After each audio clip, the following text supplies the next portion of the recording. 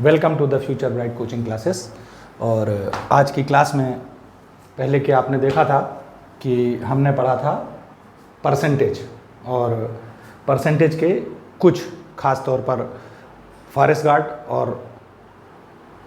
Guard के paper के लिए जो हमने कराए थे, उसमें से कुछ चीज़ें जो परसेंटेज से हमको इम्पॉर्टेंट प्रॉब्लम थी वो हमने कराई थी। बाद में हम पेपर सॉल्व करेंगे। और अब हम अगला चैप्टर देखते हैं, बहुत इंपॉर्टेंट, बहुत ज़्यादा इंपॉर्टेंट।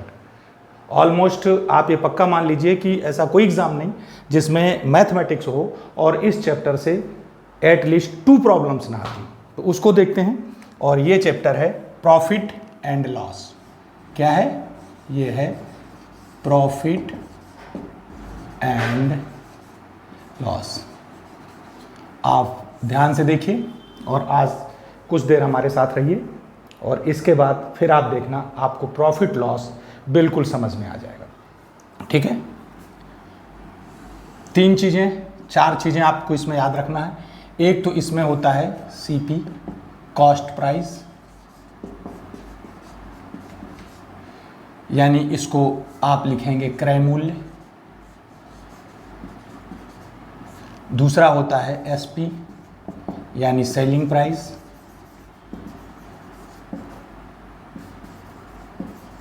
और इसको आप विक्रय मूल्य।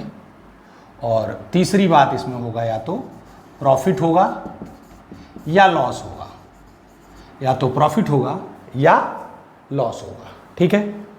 क्रय मूल्य किस तरह आप निकालेंगे? जब कोई आप सामान खरीदते हैं, जहां वो बना, प्रोडक्शन हुआ उसका, उसके ऊपर कितने खर्च का टोटल लागत मूल्य क्या आई, ये सारी चीज़ क्रय मूल्य के अंदर होती है। उसके बाद कुछ प्रॉफिट लेकर आपने बेचा तो वो विक्रय मूल्य, कभी कभी लॉस में भी बेचना पड़ता है तो लॉस में। अब ये प्रॉफिट आपको कब होगा? तो अगर आपका सेलिंग प्राइस ज़्यादा है, suppose that if SP greater than CP, अगर आपको एसपी सीपी से ज़्यादा है तो आपको क्या होगा? प्रॉफिट। हम बता रहे हैं, वैसे बताने की ज़रूरत नहीं, सभी लोग जानते हैं। अगर ये सीपी मोर देन एसपी तो आपको क्या होगा? लॉस। ये क्या होगा? लॉस। अगर आपको प्रॉफिट निकालना है तो प्रॉफिट आप कैसे निकालेंगे? प्रॉफिट को निकालने के लिए आपको क्या करना पड़ेगा? SP minus CP. और लॉस को निकालने के लिए आपको क्या करना पड़ेगा? CP minus SP. बस इतनी सी बात है इसमें, इतनी सी बात है। यही छोटी सी चीज़ें हैं जो आपको याद रखना, खास तौर पर उन लोगों के लिए हु आर द बिगनर्स, जो अभी शुरू कर रहे हैं। क्योंकि बहुत सारे लोग हैं, पहले भी मैं बता चुका हूँ अपने वीडियो में, कि बहुत सारे ऐसे लोग हैं जिनके पास मैथमेटिक्स नहीं था, और जिनके पास मैथमेटिक्स नहीं था उन लोगों के लिए ये चीज़ें। और अदरवाइज द स्टूडेंट्स जिनके पास मैथमेटिक्स ऑलरेडी है, उनको कोई ज़रूरत नहीं, वो प्रैक्टिस कर रहे हैं, वो जानते हैं, उनको सिर्फ सवाल सॉल्व करने हैं। तो ये आपको समझ में आ गया सभी को। ये 3-4 चीज़ें हमको उन लोगों के लिए बतानी थी जो लोग अभी मैथमेटिक्स को पढ़ा नहीं है, उन्होंने 8th क्लास से उनकी मैथमेटिक्स 10th क्लास से मैथमेटिक्स छूट गई है, मैथमेटिक्स नहीं है वो लोग। आप हमारे एक बात ज़रूर ध्यान कर लीजिए, अगर अब तक आपने हमारे चैनल को सब्सक्राइब नहीं किया है, सब्सक्राइब कीजिए। हम नियमित आपको जब भी कोई वैकेंसीज निकलती है, हम कोशिश करते हैं उससे रिलेटेड चीज़ें डालें ज़रूर अपने वीडियो पे, इंग्लिश में भी, मैथमेटिक्स में भी, जीके में भी। और उसके अलावा हम कोशिश कर रहे हैं कि जल्दी से जल्दी आपको रीजनिंग भी मिलने लगे। ये हमारा चीज़ है, इसलिए मैं आपसे कहता हूं कि अगर आपने सब्सक्राइब नहीं किया तो चैनल को सब्सक्राइब करिए। और देखिए, आपको बहुत आसान तरीके से, हम सबसे सरल तरीके, छोटी से छोटी चीज़ में बड़ी बात कहने की कोशिश करते हैं। ये हमारी आदत है और इसको हम सोच रहे हैं कि इसी तरीके से आगे चलें, लेकिन आपका सहयोग ज़रूरी है। आप चैनल को सब्सक्राइब करिए और फिर देखिए। ओके, आगे देखते हैं। पहला सवाल देखते हैं, ध्यान से देखिए। एक आदमी ने 1000 रुपये की एक टेबल खरीदी। सपोज दैट, चूंकि खरीदी है तो आप यहीं से शुरू हो जाइए। जैसा कि मैंने पहले बताया था कि जितनी उसके ऊपर लागत आएगी या जितने में आप परचेज करते हैं, वो उसकी कॉस्ट प्राइस कहलाती है, यानी उसका क्रय मूल्य कहलाता है। तो कितने में खरीदी उसने? सीपी, या आप इसको क्या कह सकते हैं? क्रय मूल्य, जितने में आपने खरीदा। साइकिल कितने में खरीदी उसने? 1000 रुपये। कितने में? बहुत ईजी है, आप देखते जाइए, बहुत ईजी, सबसे शॉर्ट तरीका। और भी कई तरीके हैं लेकिन मैं सबसे छोटे से आपको बताऊंगा, कोशिश करूंगा कई सवालों को मैं कई तरीके से बताने की कोशिश करूँ। यस, तो एक आदमी ने 1000, तो कॉस्ट प्राइस कितनी हो गई 1000, उसने उसे 20% के लाभ में बेचना चाहा। वो कितने में बेचना चाहता है 20% के लॉस में, सॉरी 20% के प्रॉफिट में बेचना चाहता। अब आप समझ लीजिए अगर वो सीपी 100 रुपए का होता, कितने का होता, वो कितने लाभ में बेचना चाहता है, वो लाभ में बेचना चाहता है 20% के, कितने में बेचना चाहता है, वो कितने में बेचना चाहता है 20% में। अब आप सपोज कर लीजिए तो वो कितने में उसे बेचे कि उसे 20% का लाभ हो जाए, यानी उसका विक्रय मूल्य, यानी आपको क्या ज्ञात करना है एसपी, क्या ज्ञात करना है एसपी। 1000 रुपए कॉस्ट प्राइस है, 20% के प्रॉफिट में बेचना चाहता। एक चीज सोचिए, अगर कॉस्ट प्राइस 100 रुपीज होती, उसकी सीपी क्या होती 100 रुपीज होती, सीपी कितनी होती 100, तो वो कितने में बेचता 120 में। आप अगर यहाँ मान लीजिए कि इसकी कॉस्ट प्राइस क्या होती, सीपी अगर 100 की होती, उसको 20% का प्रॉफिट हो रहा था, तो वो एसपी कितनी हो जाती उसकी 120 रुपये, कितनी हो जाती बस इतनी सी बात याद रखना, ये लिखना भी नहीं है आपको। जब उसकी सीपी कितनी है 100, ये सीपी 100 है और उसमें आपने क्या प्रॉफिट को प्लस कर दिया, तो क्या निकल आया एसपी, ये प्रॉफिट था और ये क्या निकल आया एसपी। बस इतनी सी चीज आपको याद रखनी है, इतने से काम हो जाएगा आपका, ठीक है। अब आपको निकालना क्या है एसपी, तो आप सीधे सीधे निकाल लीजिए, लिखें या ना लिखें कोई ज़रूरत नहीं। आप उसका सीपी क्या था 1000, कितना था 1000, कितने प्रॉफिट पे बेच रहा था 120 के, लेकिन ये 120 कब उसको मिल रहा था, जब उसकी कॉस्ट प्राइस कितनी थी 100, कितनी थी 100, ये कट हो गया, ये कट हो गया, ये कट हो गया, ये हो गया 1200 रुपये, कितना हो गया 1200 रुपये, एक लाइन का बस। अगर आप वैसे करें सीधे देखिए, जब आपको पेन ना उठाना पड़े, कई सारे टीचर हैं वो आपने देखा होगा बहुत ऐड करके बताते हैं कि आपको पेन ना उठाना पड़े, ये ना करना पड़े, वो ना करना पड़े, तो आप समझ जाइए वो यही कहना चाहते हैं, जैसा कि हम भी कह रहे हैं कि आप इतनी बात तो मन में कर सकते हैं कि कोई चीज़ 1000 की है, 20% का प्रॉफिट हो रहा है, तो आप ये समझ लीजिए वो 100 वाली चीज़ कितने की थी 120 की थी। अगर 100 वाली चीज़ 120 की थी तो आपको वो वाली कॉस्ट प्राइस को नीचे रखना है, कौन सी, जो 100 के लिए आपने यहाँ मानी, इस कॉस्ट प्राइस को कहाँ रखना है, इसको, इस कॉस्ट प्राइस को ऊपर रखना है। परसेंटेज को आपको प्रॉफिट को 100 में, चूंकि कॉस्ट प्राइस 100 थी पहले, तो कितने की बेच रहा था वो 120 की। आप इसको इस तरीके से सॉल्व कर सकते हैं, कोई प्रॉब्लम, इजी प्रॉब्लम थी, आसानी से समझ में आ गई। यानी सिर्फ आप करना चाहें तो इतना ही कर सकते हैं, बस 1000 × 120/100 विदिन 10 सेकेंड, कितनी देर में 10 सेकेंड में। इस तरीके से आप करेंगे। जब भी कोई चीज़ कहीं से खरीदते हैं, परचेज करते हैं, उस पर जो लागत आती है उसको हम कॉस्ट प्राइस कहते हैं। ये देखिए, यदि 20 वस्तुओं का क्रय मूल्य 15 वस्तुओं के विक्रय मूल्य के बराबर है तो लाभ प्रतिशत ज्ञात करें। इसमें कभी कभी क्या होता है, आपको भ्रम में डालने के लिए वो यहाँ ये भी कह देता है, नहीं बताता, और 4 ऑप्शन लिखे होते हैं। कल जब हम आगे सवाल बताएंगे तो आपको ऑप्शन लिख के बताएंगे। आज पहला क्लास था तो हमने सोचा कि पहले आपको ये समझा दें, आप करने लगें, फिर हम ऑप्शन वाले लेंगे, एक एक 2-2 सवाल, और हो सकता है 1-2 दिन में हम आपको लाइव भी बताने लगें और आप हमारे साथ जुड़ें और अपने सवाल आप बोलें और हम आपको बताएं। तो यदि 20 वस्तुओं का क्रय मूल्य 15 वस्तुओं के विक्रय मूल्य के बराबर है, इसका मतलब क्या है कि जितने रुपए में आप 20 वस्तुएं खरीदते हैं उतने ही रुपए में आप 15 वस्तुएं बेचते हैं। तो स्वाभाविक रूप से आपको 5 वस्तुओं का प्रॉफिट हुआ कि नहीं हुआ।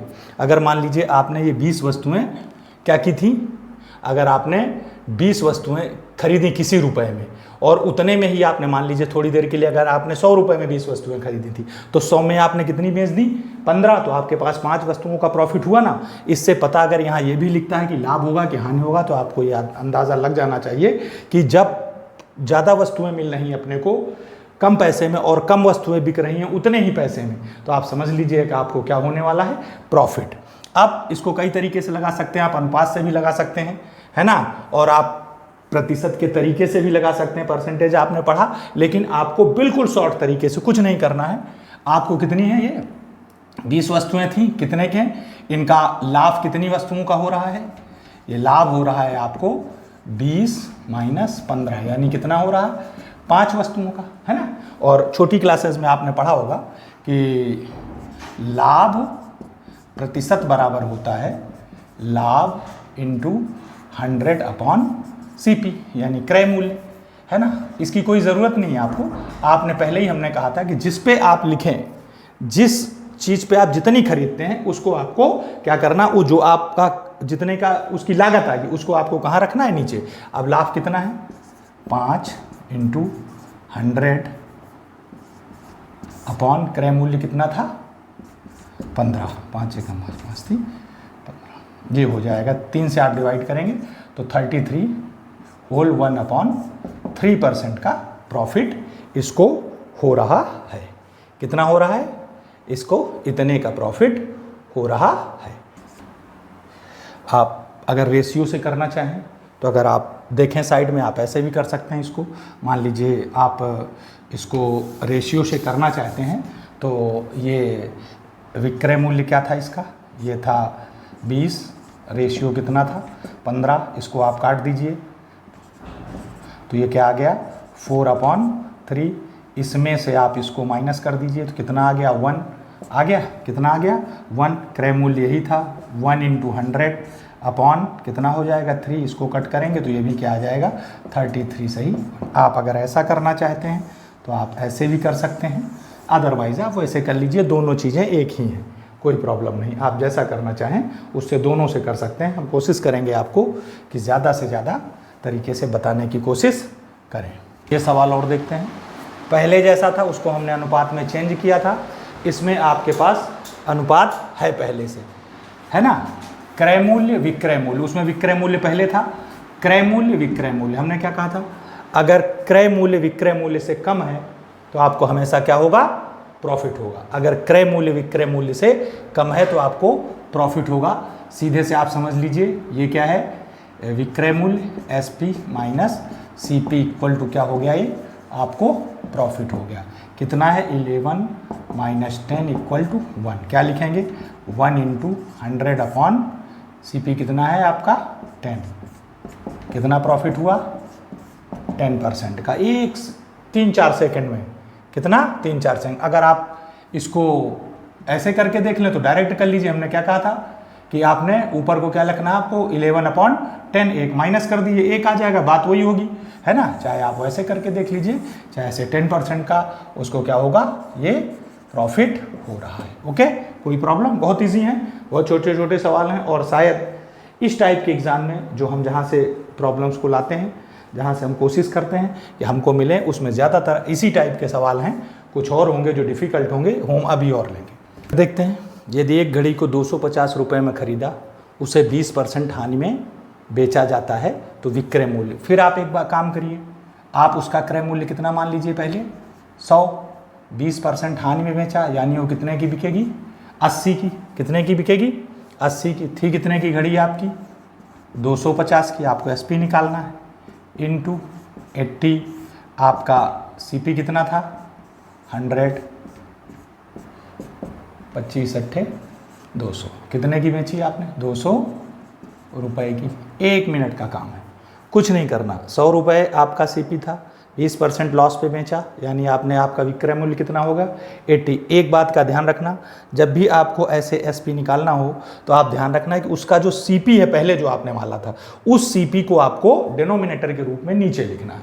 कहाँ लिखना, उस CP को आपको डिनोमिनेटर के रूप में कहाँ लिखना है, नीचे लिखना है। और जो आपने जो SP बेचा था, एक तो आपके पास ये था CP था, और एक नया CP क्या था कि 100 रुपीज़ से आपने माना 20% का लॉस हुआ, 80 में आपने बेचा, ठीक है। और उसके बाद आपको ये ध्यान रखना है कि जो नया वाला आपका ये वाला CP जो आपने माना था, उसको कहाँ लिखना है, नीचे लिखना है, नए तरीके से। बाकी अगर अपन सोचेंगे कि उसने इतने की बेची, फिर इतना किया, फिर उतना किया, सवाल लंबा हो जाएगा। बस आपको करना क्या है, थोड़ा थोड़ा। हाँ, एक बात फिर हम आपको जो बार बार आपको याद दिलाते हैं, वो बार बार याद ये बात दिलाते हैं कि हम आपको एक तरीके के 2 या 3 या हो सकता कभी कभी एक ही सवाल बता पाएँ, क्योंकि हमको ढूंढने पड़ते हैं।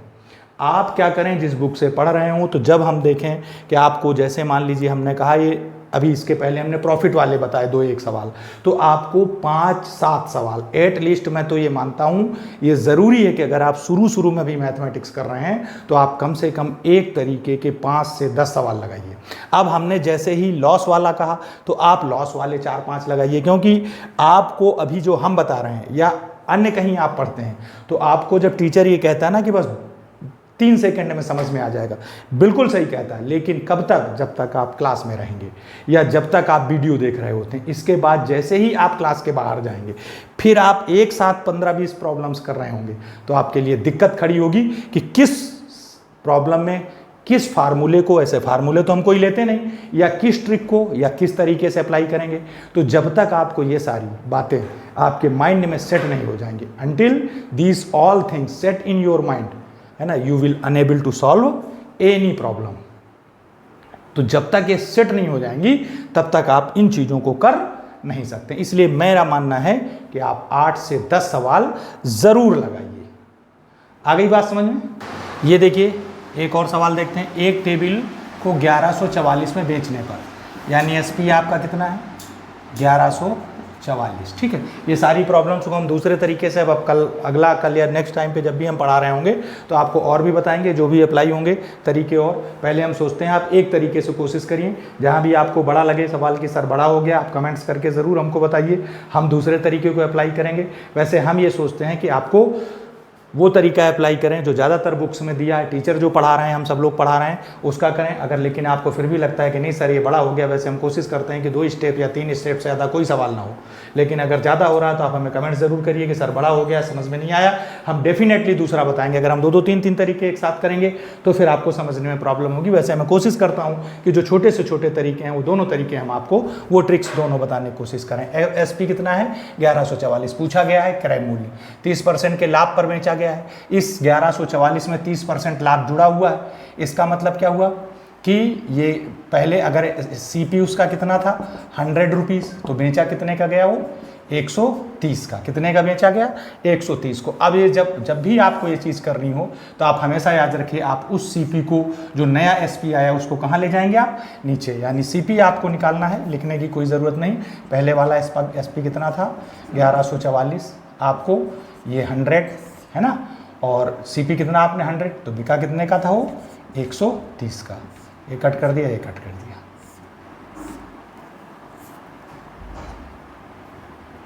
ये 88, तो ये आ जाएगा 880। कितना आ जाएगा ये? रुपये 880। ये इसका सीपी हो जाएगा। बस एक बात का ध्यान रखना है आपको, क्या याद रखना है? प्रॉफिट कितना हो रहा है? 130। ये नया वाला सीपी था जो हमने 100 वाला सीपी था, जिसको हमने कहाँ लिखा? यहाँ। ये एसपी था, इसको नीचे ले आए, इतना। इसका एक और तरीका है, अगला वाला सवाल लेंगे, कई तरीके हैं, उससे हम आपको समझाने की कोशिश करेंगे। Thank you.